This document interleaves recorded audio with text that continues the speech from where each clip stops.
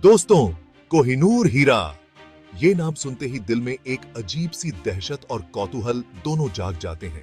105.6 carat का ये अंडाकार हीरा दुनिया के सबसे बड़े तराशे हुए हीरों में से एक है। इसकी चमक और आकार तो मन मोह लेते हैं, लेकिन कोहिनूर की असली पहचान है इसका तूफानी इतिहास, एम्पायरों की यात्रा और महाद्वीपों का सफर।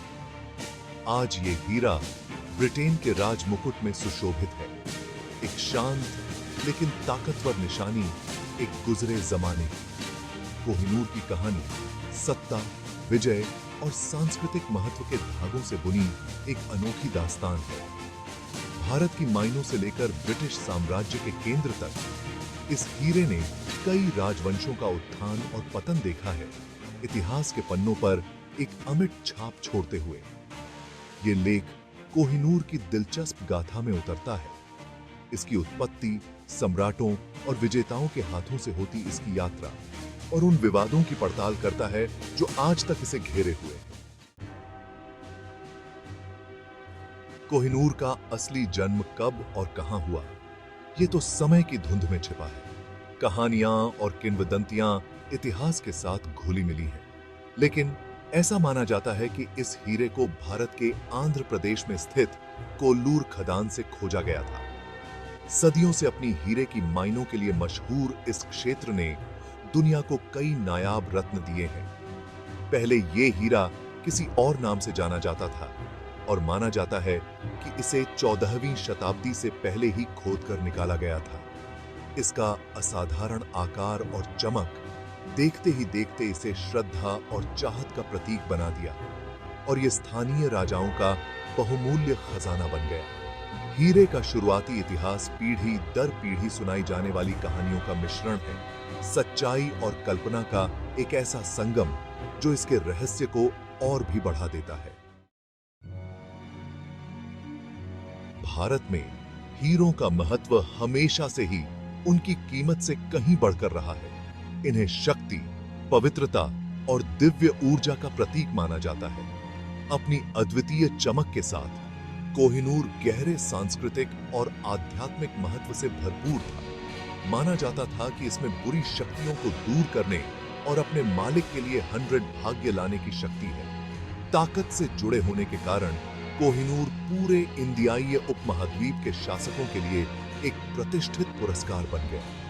इस हीरे का मालिक होना केवल धन का प्रदर्शन नहीं था, बल्कि अधिकार और दैवीय अधिकार का प्रतीक था। किसी शासक के खजाने में इसकी मौजूदगी ताकत, समृद्धि और सम्मान व विस्मय जगाने की क्षमता का प्रतीक थी।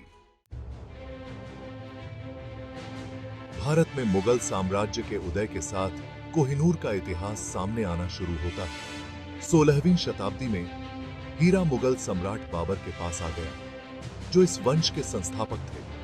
बाबर की आत्मकथा बाबरनामा कोहिनूर का पहला लिखित विवरण प्रदान करती है, जिसमें इसके असाधारण आकार और मूल्य का वर्णन है। कोहिनूर 2 शताब्दियों से भी अधिक समय तक मुगल सम्राटों का एक बेशकीमती अधिकार बना रहा। यह पीढ़ी दर पीढ़ी पारित होता रहा, मयूर सिंहासन को सुशोभित करता रहा और मुगल शक्ति और भव्यता के प्रतीक के रूप में कार्य करता रहा। ताजमहल के निर्माता शाहजहां जैसे सम्राट हीरे की चमक से मंत्रमुग्ध थे। उन्होंने इसे विस्तृत आभूषणों में शामिल किया और दरबारी आयोजनों में प्रदर्शित किया। 18वीं शताब्दी में मुगल साम्राज्य का पतन और भारत में नई शक्तियों का उदय हुआ। 1729 में ईरान के नादिर शाह ने दिल्ली पर आक्रमण किया, शहर को लूटा और कोहिनूर सहित मुगल खजाना अपने कब्जे में ले लिया। यह नादिर शाह ही था जिसने हीरे का नाम कोहिनूर रखा, जिसका अर्थ फारसी में प्रकाश का पहाड़ है, जो इसकी असाधारण चमक से प्रेरित है। नादिर शाह की हत्या के बाद कोहिनूर कई बार हाथ बदला। अंततः पंजाब में सिख साम्राज्य के संस्थापक महाराजा रणजीत सिंह के पास जाने से पहले यह अफगान शासकों के हाथों से गुजरा। रणजीत सिंह, जो अपने सैन्य कौशल और चतुर नेतृत्व के लिए जाने जाते थे, ने कोहिनूर के प्रतीकात्मक मूल्य को पहचाना और इसे अपने खजाने का केंद्र बिंदु बनाया। भाग 6 मालिकाना हक का सवाल। भारत में ब्रिटिश ईस्ट इंडिया कंपनी के आगमन ने कोहिनूर की यात्रा में एक महत्वपूर्ण मोड़ दिया। अपने बढ़ते प्रभाव और सैन्य शक्ति के साथ अंग्रेजों ने धीरे धीरे उपमहाद्वीप पर अपना प्रभुत्व जमा लिया। महाराजा रणजीत सिंह की मृत्यु के बाद सिख साम्राज्य कमजोर हो गया, जिससे अंग्रेजों के साथ कई संघर्ष हुए। 1849 में दूसरे एंग्लो सिख युद्ध के बाद अंग्रेजों ने पंजाब पर कब्जा कर लिया और युवा महाराजा दलीप सिंह को लाहौर की संधि पर हस्ताक्षर करने के लिए मजबूर किया। संधि के हिस्से के रूप में कोहिनूर महारानी विक्टोरिया को हंड्रनप दिया गया था। हीरे के अधिग्रहण को ब्रिटिश जीत और भारत पर उनकी सर्वोच्चता के प्रतीक के रूप में देखा गया था। हालांकि संधि और कोहिनूर के हस्तांतरण से जुड़ी परिस्थितियां तब से बहस और विवाद का विषय रही हैं। भाग 7 एक विवादित विरासत। ब्रिटेन में कोहिनूर का आगमन विस्मय और बेचैनी के मिश्रित भाव से हुआ था। इसे 1851 की महान प्रदर्शनी में प्रदर्शित किया गया था, जहां इसने पौराणिक हीरे की एक झलक पाने के लिए उत्सुक भारी भीड़ को आकर्षित किया था। हालांकि इसके अधिग्रहण की वैधता और उपनिवेशवाद की नैतिकता के बारे में प्रश्न उठने लगे। भारत में और ब्रिटिश साम्राज्य के भीतर इंडियाई आवाजों ने कोहिनूर को वापस करने की मांग शुरू कर दी, यह तर्क देते हुए कि इसे दबाव में लिया गया था और यह औपनिवेशिक शोषण की एक दर्दनाक याद दिलाता है। वर्षों से कोहिनूर को वापस करने की मांग तेज होती गई है, जो उपनिवेशवाद के माध्यम से प्राप्त सांस्कृतिक कलाकृतियों की बहाली के लिए एक व्यापक आंदोलन को दर्शाती है। भारत, पाकिस्तान, अफगानिस्तान और यहां तक कि ईरान ने भी हीरे पर अपना दावा ठोका है। ऐतिहासिक संबंधों का हवाला देते हुए और तर्क किया है कि इसकी वापसी न्याय और सुलह का प्रतीकात्मक कार्य होगा। भाग 8 कोहिनूर आज।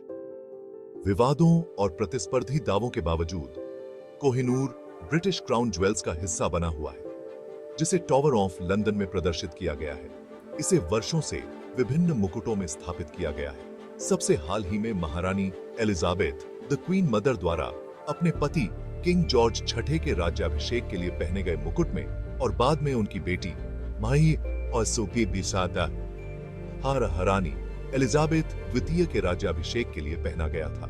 ब्रिटिश सरकार ने लगातार यह कहा है कि कोहिनूर कानूनी रूप से प्राप्त किया गया था और इसे वापस करने का कोई कानूनी आधार नहीं है। उनका तर्क है कि हीरा साझा इतिहास का हिस्सा है और ब्रिटेन और भारत के बीच घनिष्ठ संबंधों की याद दिलाता है। हालांकि इसके स्वामित्व को लेकर बहस जारी है, जो उपनिवेशवाद की जटिल विरासत और सांस्कृतिक विरासत की बहाली के लिए चल रहे संघर्ष को दर्शाती है। भाग 9 एक हीरे की कहानी। भारत की माइनों से लेकर ब्रिटिश साम्राज्य के केंद्र तक की कोहिनूर की यात्रा कीमती पत्थरों के स्थायी आकर्षण और शक्ति का प्रमाण है। यह महत्वाकांक्षा, विजय और इतिहास के हमेशा बदलते ज्वार के साथ जुड़ी एक कहानी है।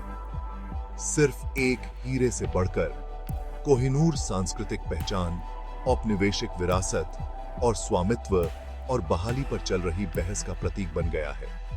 जब तक कोहिनूर टॉवर ऑफ लंदन में कांच के मामले के नीचे चमकता रहेगा, इसकी कहानी बताई और सुनाई जाती रहेगी, जो इतिहास, न्याय और सांस्कृतिक विरासत के सही अर्थ के बारे में बातचीत को जन्म देगी। यह एक अनुस्मारक है कि सबसे खूबसूरत वस्तुएं भी अपने साथ अतीत का भार और मानवीय अनुभव की जटिलताओं को समेटे हुए हो सकती हैं।